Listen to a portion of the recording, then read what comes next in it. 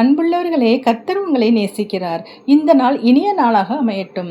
முன்னோர்கள் விட்டு சென்ற தடயங்களை இன்று நாம் பார்க்கிறோம். கல்வெட்டுகள், அகழாராய்ச்சிகள் என்று தொடர்ந்து ஆராய்ச்சி செய்து பல ஆயிரம் ஆண்டு பழமையான விஷயங்களையும் அவர்கள் வாழ்ந்த வாழ்க்கையும் கூட நாம் தெரிந்து கொள்கிறோம். அதற்கு அவர்கள் நமக்காக விட்டு சென்றவைகளே ஆதாரம். வேதத்திலே யோசுவா 3 மற்றும் 4 அதிகாரத்தில் பார்க்கிறோம். கர்த்தர் யோசுவாவை வழிநடத்தி ஜனங்களை யோர்தானை கடக்க செய்தார். ஆசாரியர்கள் கர்த்தரின் உடன்படிக்கை பற்றிய சுமந்து கொண்டு முன்னே சென்றார்கள்.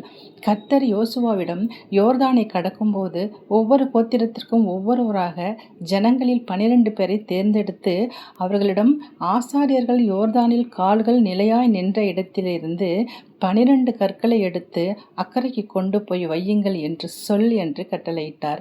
நாளை இந்த கற்கள் ஏதென்று உங்கள் பிள்ளைகள் உங்களை கேட்கும்போது நீங்கள் அறிவிக்க வேண்டியது என்னவென்றால், இஸ்ரவேலர் வெட்டாந்தரையாக இந்த யோர்தானை கடந்து வந்தார்கள்.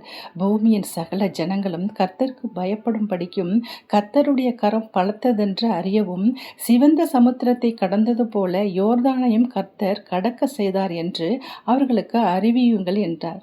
அவர் கட்டளையிட்டதை யோசுவா சொல்ல, எரிகோ அருகே கில்காலிலே அந்த 12 கற்களையும் அந்த 12 கோத்திரத்தால் தேர்ந்தெடுக்கப்பட்ட 12 பேரும் நாட்டினார்கள்.